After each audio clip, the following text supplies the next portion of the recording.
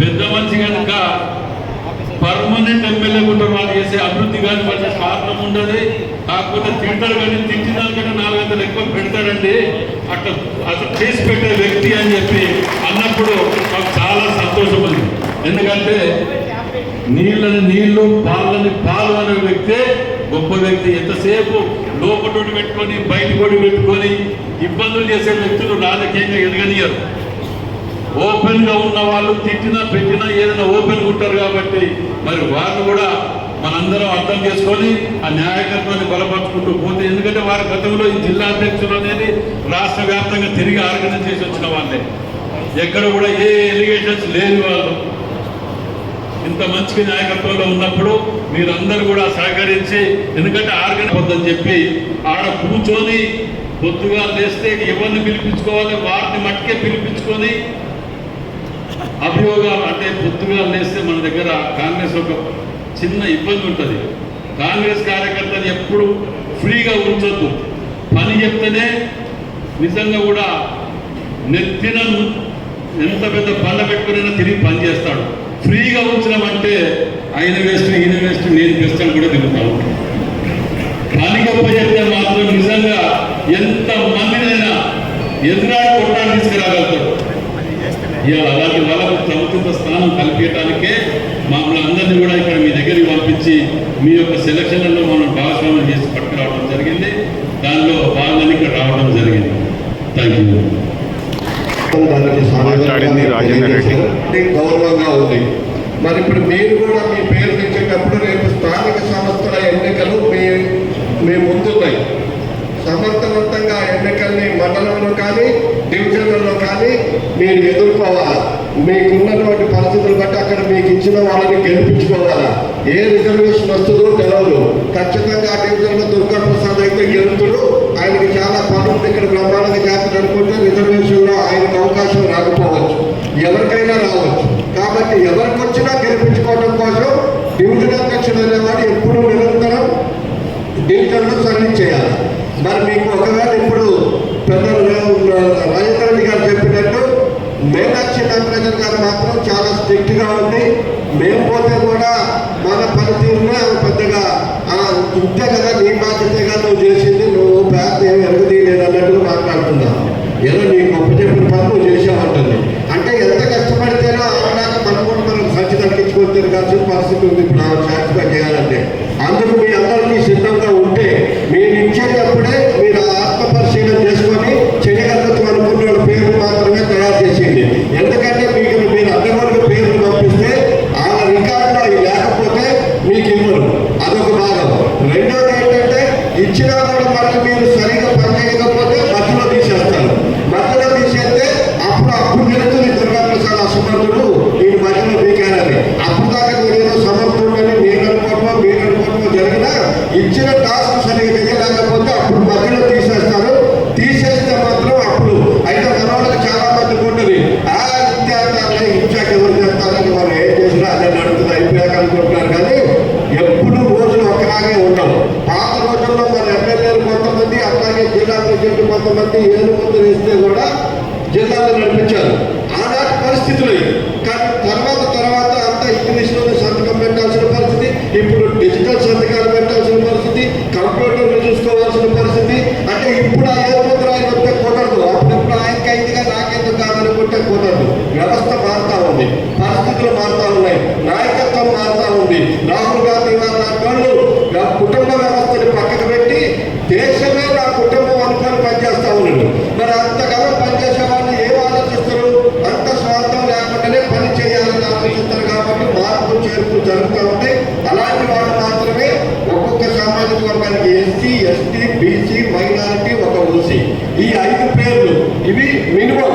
ఒకవేళ మీ దగ్గర సమర్థవంతులు ఉండి ఇంకా ఒక్కరిద్దరు ఎవరైనా పోటీ పడితే ఆ పేర్లు కూడా తీసుకొచ్చి ఇవ్వచ్చు. దానికి కూడా అభ్యర్థులు. ఎందుకంటే ఈ లిస్టు మొత్తం ఇక్కడ ఎవరు సెలెక్ట్ చేసేది కాదు, మనం ఇచ్చేది కాదు. ఇది అధిష్టాన వర్గానికి పంపిస్తాం. అక్కడ మీనాక్షి నటరాజన్ గారు ఒక టీం ఉంది. ఆ టీము ఇప్పుడు మన పేరు ఇప్పుడు డివిజన్ అధ్యక్షుల పేర్లు కూడా అన్ని వాళ్ళు ఎన్రోల్ చేసుకుంటారు. శ్రీనివాస్ గారు ఎందుకు చేసుకుంటున్నారంటే గడిచిన 7-8 సంవత్సరాలుగా ఈ డివిజన్లలో పనిచేసినటువంటి వాళ్ళ రికార్డు వాళ్ళు ఆన్ చేస్తే ఆ రికార్డు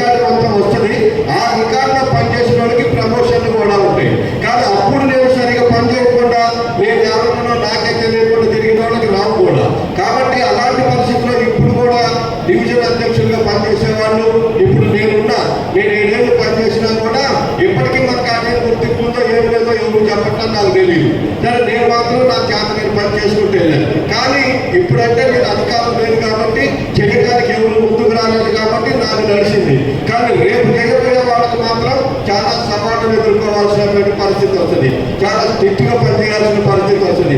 ఇప్పుడు అనేక రకాల ఎన్నికలను ఎదుర్కోవాల్సి వస్తుంది. ఇవన్నింటినీ దృష్టిలో పెట్టుకొని మీరు ఆ పేర్లు మీరు రెడీ చేసుకొని ఉంచుకోండి. శ్రీనివాస్ గారు, నేను, అట్లాగే జావేద్ గారు, మేము ఒక 3-4 మీ దగ్గరికి అవకాశం ఉంటే మీ దగ్గరికి నేనమ్మా మీ డివిజన్ వాళ్ళని ఆఫీస్కి పిలిపించి మాట్లాడుకున్నా 5 పేర్లు అక్కడ మీ పనితీరును కూడా వీళ్ళు తీసుకొని వెళ్ళి అక్కడ ఇస్తారు. ఇప్పుడున్న డివిజన్ అధ్యక్షులు అందరూ కూడా ఇక్కడ ఉన్న వాళ్ళు ఖచ్చితంగా ఆయన కలిసి మీ పేరు ఇవ్వకపోతే మీరు ఆ డివిజన్లో పనిచేయనట్టే. ఇప్పటి వరకు మీ పేరు కూడా అక్కడ తెలియదు ఎవరికి. రేపు ఏదైనా అడిగితే నువ్వెవరైనా అడుగుతారు. అందుకే మీరు పర్ఫెక్ట్గా మీ వివరాలన్నీ, మీ ఓటర్ ఐడి కార్డు, మీరు అక్కడికి వస్తే వాళ్ళ ఫోటో తీసుకుంటారు. మిమ్మల్ని వాళ్ళ టీం వచ్చింది, ఆ టీం మీ ఫోటో కూడా తీసుకుంటారు డివిజన్ అధ్యక్షుడిని. ఒకవేళ మీరు పనిచేసిన రికార్డు ఏమైనా ఉంటే అది కూడా వాళ్ళకి ఇవ్వండి, మేము పనిచేసామని. ఎందుకంటే నిన్న వల్ల మనం జయబాబు జయభీం చేస్తే ఆ ఒక 3 టౌన్ ఈ పుస్తకాన్ని తయారు చేశారు. వాళ్ళు ఏ రోజు ఏ డివిజన్లో ఏ విధంగా ప్రోగ్రామ్ చేశారు అనేది ఒక ఇచ్చారు. మిగతా టౌన్లో కూడా అట్లాగే మండలంలో కూడా ఎక్కడ మీరు ఏ రోజు ప్రోగ్రామ్ చేశారో అది ఈ రకంగా బుక్ తయారు చేసి అది ఇస్తే ఆ రికార్డ్ అక్కడ ఉంటుంది. కాబట్టి దయచేసి అందరూ కూడా మరి నిర్మాణం సంస్థాగతంగా మనం ఖచ్చితంగా బలోపేతం చేయాలి. చాలా మందికి తెలియదు. ఇప్పుడు బీజేపీ వాళ్ళు ఉంటారు, వాళ్ళు అసలు ఈ ఏరియాలో బలంగా లేరు, ఎక్కడ వాళ్ళ ఉనికి ఉండదు. కానీ ఎన్నికలు వచ్చినప్పుడు ఖమ్మం నగరంలో RSS వాళ్ళు వస్తారు. అది వాళ్ళు ఎవరో కూడా తెలియదు. ఒక్కరిలో ఇద్దరు వస్తారు, అపార్ట్మెంట్లోకి పోతారు, అన్ని అబద్ధాలు పైనుంచి కిందిలాగా చెప్పుకుంటూ వస్తారు. చెయ్యని పనులు చేసినవని, చేయబోయే ఇంకా చేస్తామని ఇటువంటి చెప్పుకుంటూ వాళ్ళ పార్టీ భావజాలాన్ని ప్రతి వారికి తెలియజేస్తారు. కానీ మరి మన పార్టీలో మనం అధికారంలోకి ఇవ్వకపోతే రేపైనా వస్తాం, మనం అధికారం వచ్చింది అని మనం మాత్రం ఎవరు కూడా యాక్టివ్గా పనిచేయడం. మరి భారతీయ జనతా పార్టీలో పనిచేసే RSS వాళ్ళకి ఏమైనా పదవులు ఉన్నాయంటే వాళ్ళకి పదవులు వస్తాయంటే కూడా రావు. RSS వాళ్ళు అసలు పదవులు తీసుకోరు కింద స్థాయిలో, వాళ్ళు ఎప్పుడు కూడా సర్వీస్ కోసమే చూస్తారు. మనం కూడా ఇప్పుడు ఇదివరకు కమ్యూనిస్ట్ పార్టీలు ఉంటాయి, మరి వాళ్ళకి ఏమన్నా ఎప్పటికైనా అధికారం వస్తుందా అనే ఆశ ఉంది అంటే వాళ్ళకి అధికారం వస్తుందనే ఆశ అనేది మీకు తెలుసు, మాకు తెలుసు. అయినా వాళ్ళు ఇప్పటికీ CPM వాళ్ళు ఉన్న 20 మంది 30 మంది 100 మంది కర్రలు పట్టుకొని అన్ని డ్రెస్సులు వాళ్ళే వేస్తారు. కార్మికులు అంటే కాకి ప్యాక్ చేసుకొని వస్తారు. ఏదైనా రైతు అంటే పంచి కట్టుకొని లుంగి కట్టుకొని వస్తారు. వేషాలు మారుతారు తప్ప మనుషులు వాళ్ళే వస్తారు. మరి వాళ్ళు అంతగానో ఎందుకు పని చేస్తారో అధికారం వస్తుందనే కాదు, వాళ్ళు ఉన్న పార్టీకి న్యాయం జరగాలని, నిర్మాణం గట్టిగా ఉండాలని, ఉన్న వరకు కమిట్మెంట్గా ఉండాలని. మరి మనం కూడా ఆ పద్ధతుల్లో మనం పదవుల గురించి ఆలోచించొద్దు. వచ్చేటప్పుడు వస్తాయి. నేను రాజకీయాలలో వద్దామనుకున్నాను, నేను వార్డు మెంబర్ అయితే అనే నమ్మకం కూడా మాకు లేదు అమ్మతోడు. కానీ మరి నాకు అనుకోకుండా నేను చేసుకుంటూ పోయే పనికి 1-6 వచ్చినాయి. అదృష్టంగా భావించాలా. అఖిల భారత కాంగ్రెస్ కమిటీ జాతీయ పార్టీలో ఒక జిల్లాకు అధ్యక్షుడు చేయడం అంటేనే నా పూర్వజన్మ సుకృతం. అది అంత పెద్ద పార్టీకి ఒక జిల్లాకు అధ్యక్షుడు కావడమే గొప్ప. మళ్ళీ నా వెనకాల గవర్నమెంట్ రాలేదు, నాకు గవర్నమెంట్ కార్ రాలేదు, లేకపోతే నాకేమి సంపాదించుకునే అవకాశం ఏం లేదు అని అనుకుంటే అది గొప్ప కాదు. ఇప్పటి వరకు నేను మంత్రి గారికి కూడా చెప్పా, నాకు పదవి ముఖ్యం కాదు సార్, మీరందరూ కలిసి నాకు దయచేసి నాకు 1 ఎకరం 2 ఎకరాల పొలం ఇస్తే నేను 7 ఏళ్ళు జిల్లా అధ్యక్షుడికి చేసినందుకు ఒక మంచి ఆఫీసు కట్టిస్తే నా జన్మ ధన్యం అవుతుందని కూడా చెప్పాను.